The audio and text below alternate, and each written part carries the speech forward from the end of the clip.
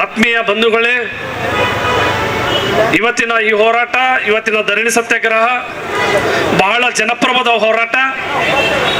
ಬಹುಶಃ ತಮಗೆಲ್ಲರೂ ಗೊತ್ತಿರುವ ಹಾಗೆ ಸನ್ಮಾನ್ಯ ಶ್ರೀ ಸಿದ್ದರಾಮಯ್ಯ ಸಾಹೇಬರು ರಾಜ್ಯದ ಮುಖ್ಯಮಂತ್ರಿ ಆದ ಸಂದರ್ಭದಲ್ಲಿ ಬಿ ನಾಗೇಂದ್ರ ಅವರು ವಾಲ್ಮೀಕಿ ಇಲಾಖೆಯ ಸಚಿವರಾಗಿದ್ದರು. ಆ ಸಂದರ್ಭದಲ್ಲಿ ಏನು ವಾಲ್ಮೀಕಿ ಸಮುದಾಯದ ಹಣ ಏನಿದೆ, SC/TFC ಹಣವನ್ನ ಲೂಟಿ ಮಾಡಿ ಆ ಹಣವನ್ನ, ಬಡವರ ಹಣವನ್ನ, ನಮ್ಮ SC/ST ಬಂಧುಗಳ ಹಣವನ್ನ ದುರುಪಯೋಗ ಪಡಿಸ್ಕೊಂಡು ಆ ಜನಕ್ಕೆ ಮಾಡಿದಂತ, ಸಮುದಾಯ ಮಾಡಿದಂತ, ವಾಲ್ಮೀಕಿ ಸಮುದಾಯಕ್ಕೆ ಮಾಡಿದಂತ ಅನ್ಯಾಯ. ಹೀಗಾಗಿ ಭಾರತೀಯ ಜನತಾ ಪಕ್ಷದ ಹೋರಾಟದ ಪ್ರತಿಫಲವಾಗಿ ರಾಜೀನಾಮೆಯನ್ನ ಕೊಡಬೇಕಾಯ್ತು ಅವರು. ಆದರೆ ಇಂದು ಪುನಃ DK ಶಿವಕುಮಾರ್ ಸಾಹೇಬರ ಒಂದು ಸಚಿವ ಸಂಪುಟದಲ್ಲಿ ಬಿ ನಾಗೇಂದ್ರ ಅವರನ್ನ ಪುನಃ ಹೊಸ ಮಂತ್ರಿಯಾಗಿ, ನೂತನ ಮಂತ್ರಿಯಾಗಿ ಅವರು ತೆಗೆದುಕೊಂಡಿರ್ತಕ್ಕಂಥದ್ದು ಅತ್ಯಂತ ಖಂಡನೀಯ. ಈ ಕಾಂಗ್ರೆಸ್ನವ್ರ ನೀತಿ ಹೇಗಿದೆ ಅಂತಂದ್ರೆ ಬ್ರಿಟಿಷರ ನೀತಿ, ಹೈದರಾಬಾದ್ ನಿಜಾಮನ ನೀತಿಯನ್ನು ಅನುಸರಿಸ್ತಾರೆ, ಒಡೆದಾಳುವ ನೀತಿ. ಕೇಂದ್ರ ಸರ್ಕಾರ ನರೇಂದ್ರ ಮೋದಿಜಿಯವರು ಒಂದು ಜನಪರವಾದ ಹೋರಾಟ ಮಾಡೋದ್ರ ಮುಖಾಂತರ ಜನರಿಗೆ ಉಪಯೋಗವಂತ ಶುದ್ಧವಾದ ಆಡಳಿತ ಕೊಡ್ತಾ ಇದ್ದಾರೆ. ಅಲ್ಲಿ ಜಂಜಿಗಳು, ಈ ಕಾಂಗ್ರೆಸ್ ಪ್ರಾಯೋಜಿತ ಜಂಜಿಗಳು, ವಿದೇಶದಲ್ಲಿರ್ತಕ್ಕಂಥ ಜಂಜಿಗಳು ಎಲ್ಲರೂ ಕುಡ್ಕೊಂಡು ನಮ್ಮ ನರೇಂದ್ರ ಮೋದಿಜಿ ಅವರಿಗೆ ಕಪ್ಪು ಚುಕ್ಕೆ ತರೋ ನಿಮಿತ್ತವಾಗಿ ಏನು ಧರಣಿ ಮಾಡ್ತಾರೆ. ಆ ಧರಣಿಗೆ ಇಲ್ಲಿಯ ರಾಜ್ಯ ಕಾಂಗ್ರೆಸ್ ನಾಯಕರು ಇಲ್ಲಿಂದ ಬಹಳಷ್ಟು ಜನ ಕಾರ್ಯಕರ್ತರು ಕಳಿಸ್ತಾರೆ, ವಿದ್ಯಾರ್ಥಿಗಳನ್ನ ಕಳಿಸ್ತಾರೆ. ಅಲ್ಲಿ ನಮ್ಮ ಅಲ್ಲಿ ಏನು ಪ್ರಧಾನವರಾದಾರ, ಅವರ ರಾಜೀನಾಮೆ, ಶಿಕ್ಷಣ ಮಂತ್ರಿ ರಾಜೀನಾಮೆಗೆ ಆಗ್ರಹ ಮಾಡಲಿಕ್ಕೆ ಹೋರಾಟಕ್ಕೆ ಅಲ್ಲಿ ಹೋಗ್ತಾರ, ದೆಹಲಿ ಜಂತರ್ ಮಂತರಲ್ಲಿ ಹೋಗ್ತಾರ. ಆದರೆ ಸ್ವಾಮಿ, ನೀವು ಒಂದು ಕಣ್ಣಿಗೆ ಬೆಣ್ಣಿ, ಒಂದು ಕಣ್ಣಿಗೆ ಸುಣ್ಣ ನೀತಿಯನ್ನು ಅನುಸರಿಸಬೇಡ್ರಿ. ನೀವು ಅಲ್ಲಿ ಹೋರಾಟ ಮಾಡ್ತೀರಿ ಭ್ರಷ್ಟಾಚಾರ ಅಂತೇಳಿ, ನೀವು ಇಲ್ಲಿ ಒಬ್ಬ ಭ್ರಷ್ಟ ಸಚಿವನನ್ನ ಪುನಃ ಮತ್ತು ಮಹಾಮಂತ್ರಿಯಾಗಿ ಮಾಡಿದಿರಲ್ಲ, ಇದು ಯಾವ ನ್ಯಾಯ? ಅಂದ್ರೆ ನಿಮ್ಮದು ಏನು ಭ್ರಷ್ಟ ಸರ್ಕಾರನ? ನಿಮ್ಮಲ್ಲಿ ಅರ್ಹತೆ, ಯೋಗ್ಯತೆ ಭ್ರಷ್ಟ ಇದ್ದರಿಗೆ ಕೊಡ್ತೀರಾ, ಮಂತ್ರಿಯಾಗಿ ಮಾಡ್ತೀರಾ? ಇದು ನಿಮ್ಮ ಯೋಗ್ಯತೆನಾ? ಭ್ರಷ್ಟಾಚಾರದ ಬಗ್ಗೆ, ಆಡಳಿತದ ಬಗ್ಗೆ ನಿಮಗೂ ಯಾವುದೇ ನರೇಂದ್ರ ಮೋದಿಜಿ ಅವರ ಬಗ್ಗೆ ಮಾತಾಡ್ತಕ್ಕಂಥ ನೈತಿಕತೆ ಕಾಂಗ್ರೆಸ್ ಸರ್ಕಾರಕ್ಕಿಲ್ಲ, ಕಾಂಗ್ರೆಸ್ ನಾಯಕರಿಗಿಲ್ಲ. ವಿಧಾನಸಭೆಯಲ್ಲಿ ಪಾಕಿಸ್ತಾನ್ ಜಿಂದಾಬಾದ್ ಘೋಷಣೆ ಮಾಡಿದಂತ ವ್ಯಕ್ತಿಗಳನ್ನ, ಹೊರಗಿಂದ ಬಂದ ವ್ಯಕ್ತಿಗಳನ್ನ ಪಾಕಿಸ್ತಾನ್ ಜಿಂದಾಬಾದ್ ಘೋಷಣೆ ಕೂಗ್ತಾರ.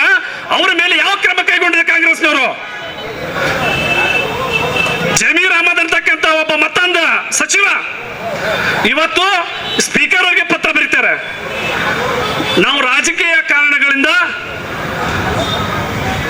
ಬೇರೆ ಬೇರೆ ಕಾರ್ಯಕ್ರಮಗಳು ಇರೋದ್ರಿಂದ ನಾನು ಧ್ವಜಾರೋಹಣ ಕಾರ್ಯಕ್ರಮಕ್ಕೆ ಭಾಗವಹಿಸಕ್ಕೆ ಆಗೋದಿಲ್ಲ ಅಂತ ಪತ್ರ ಬರೀತಾರೆ.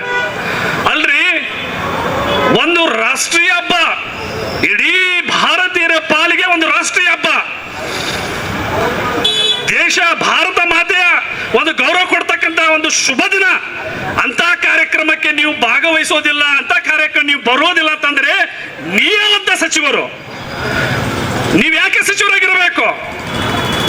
ಇದು ನೀವು ದೇಶ ಭಕ್ತಿ ನಿಮ್ದು? ಇದು ನೀವು ಈ ಭಾರತಾಂಬೆ ಕೊಡ್ತಕ್ಕಂಥ ಗೌರವ? ಕಾಂಗ್ರೆಸ್ಗರೇ, ನಿಮಗೆ ನಿಜವಾಗಿ ಯೋಗ್ಯತೆ, ನಿಜವಾದ ನೈತಿಕತೆ ಇದ್ರೆ ಕೂಡಲೇ ಜಮೀರ್ ಅಹಮದ್ ಅವರು ರಾಜೀನಾಮೆ ಕೊಡ್ಬೇಕಂತ ನಾವು ಆಗ್ರಹ ಮಾಡುತ್ತೇವೆ. ಕೂಡಲೇ ಅವರ ರಾಜೀನಾಮೆ ತಗೋಬೇಕು, ಅವ್ರ ಸಚಿವ ಸಂಪುಟ ಕೈ ಬಿಡ್ಬೇಕಂತಕ್ಕಂಥದ್ದು ನಮ್ಮ ಆಗ್ರಹ. ಇವತ್ತು ಇಡೀ ಕಾಂಗ್ರೆಸ್ ಸರ್ಕಾರ ಏನು ಪಂಚ ಗ್ಯಾರಂಟಿ ಅಂತ ಹೆಸರಿನ ಮೇಲೆ ಇವತ್ತು ಅಧಿಕಾರಕ್ಕೆ ಬಂದಿದ್ದೀರಾ. ಜನರಿಗೆ ನಿಮ್ಮ ಯೋಗ್ಯತೆ ಗೊತ್ತಾಗಿದೆ, ಜನರಿಗೆ ನಿಮ್ಮ ಅರ್ಹತೆ ಗೊತ್ತಾಗಿದೆ, ನೀವು ಬಟ್ಟ ಬಯಲಾಗಿದ್ದೀರಿ, ನೀವು ವೈಫಲ್ಯವಿದೆ. ಇವತ್ತು ನಮ್ಮ ಸರ್ಕಾರ, ಬಿಜೆಪಿ ಸರ್ಕಾರದ ಸಂದರ್ಭದಲ್ಲಿ, BS ಯಡಿಯೂರಪ್ಪ ಸರ್ಕಾರ ಇದ್ದ ಸಂದರ್ಭದಲ್ಲಿ ಜನಪದರ ಆಡಳಿತ, ಶುದ್ಧವಾದ ಆಡಳಿತ, ರೈತ ಪರವಾದ ಆಡಳಿತ, ಬಡಪರದ ಆಡಳಿತ, ಹಿಂದುಳಿದ, ದಲಿತ, ಅಲ್ಪಸಂಖ್ಯಾತ ಎಲ್ಲ ವರ್ಗದ ಜನರನ್ನು ತೆಗೆದುಕೊಂಡು ಹೋಗ್ತಂತ ನೀತಿಯನ್ನು ಅನುಸರಿಸ್ತಾ ಇದ್ರು. ಅಂತ ಶುದ್ಧವಾದ ಆಡಳಿತ ನಮ್ಮ ಸನ್ಮಾನ್ಯ BS ಯಡಿಯೂರಪ್ಪ ಸಾಹೇಬರು ಕೊಟ್ಟಿದ್ರು. ಆದರೆ ಸಿದ್ದರಾಮಯ್ಯ ಸಾಹೇಬರು ಬಂದಾಗನೂ ಅದೇ, DK ಅವರು ಬಂದರೂ ಇದೆ. ನಮ್ಮ ಪ್ರಜೆಗಳ ಪರಿಸ್ಥಿತಿ ಏನಾಗಿದೆ ಇವತ್ತು? ರಾಜ್ಯದಲ್ಲಿ ಭ್ರಷ್ಟಾಚಾರ, ರಾಜ್ಯದಲ್ಲಿ ಇವತ್ತು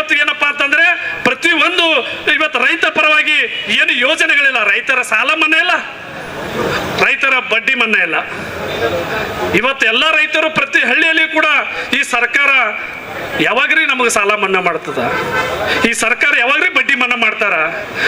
ಅವಾಗ ನಮ್ಮ ಕುಮಾರಸ್ವಾಮಿ ಅವರಿದ್ದಾಗ ರೈತ ಪರವಾಗಿ ಏನೇನೋ ಬಡ್ಡಿ ಸಾಲ ಮನ್ನಾ ಸಾಲ ಮಾಡ್ತಾ ಇದ್ರು. ಯಡಿಯೂರಪ್ಪ ಸಾಹೇಬರು ಬಡ್ಡಿ ಸಾಲ ಮನ್ನಾ, ರೈತರ ಬಡ್ಡಿ ಮನ್ನಾ ಮಾಡ್ತಾ ಇದ್ರು. ಇದೆಯಂತ ಸರ್ಕಾರ ರೀ, ನಮಗೆ ಏನು ಜನಪರವಾದ ಒಂದು ಕಾರ್ಯಕ್ರಮನೇ ಕೊಡ್ತಾ ಇಲ್ಲ ಅಂತ ಜನ ಮಾತಾಡ್ಕೊಳ್ಳತ್ತಾರ. ಬೇಸತ್ತೋಗ್ಯಾರ ಜನ. ಕಾಂಗ್ರೆಸ್ದ ದುರಾಡಳಿತ, ಕಾಂಗ್ರೆಸ್ ವೈಫಲ್ಯ, ಕಾಂಗ್ರೆಸ್ ಮಾಡ್ತಕ್ಕಂಥ ಅನೈತಿಕ ಏನು ಚಟುವಟಿಕೆಗಳು, ಇದರಿಂದ ಜನ ಬೇಸತ್ತೋಗಿದ್ದಾರೆ. ಮುಂಬರುವ ದಿನದ 2028 ಚುನಾವಣೆಯಲ್ಲಿ ಕಾಂಗ್ರೆಸ್ನನ್ನ ಧೂಳಿಪಟ ಮಾಡ್ತಾರೆ ಜನ, ಇದು ಬರೆದಿಟ್ಕೊಳ್ಳಿ. ಪುನಃ ನಮ್ಮ ಭಾರತೀಯ ಜನತಾ ಪಕ್ಷ JDS ಈ ಅಲಯನ್ಸ್ ಏನಿದೆ ಇದು ಅಧಿಕಾರಕ್ಕೆ ಬರುತ್ತೆ. ಜನ ನಿರೀಕ್ಷೆ ಮಾಡತ್ತಾರ ಯಾವಾಗ ಬರ್ತಾರಪ್ಪ ಇವರು ಅಧಿಕಾರಕ್ಕೆ ಅಂತ ತಿಳ್ಕೊಂಡು. ನೀವು ಬೇಗ ಬದಲಾವಣೆ ಆಗ್ಬೇಕು ಅಂತಕ್ಕಂಥದ್ದು ಈ ಮುಖಾಂತರ ನಾನು ಹೇಳಕ್ ಇಷ್ಟಪಡ್ತೇನೆ.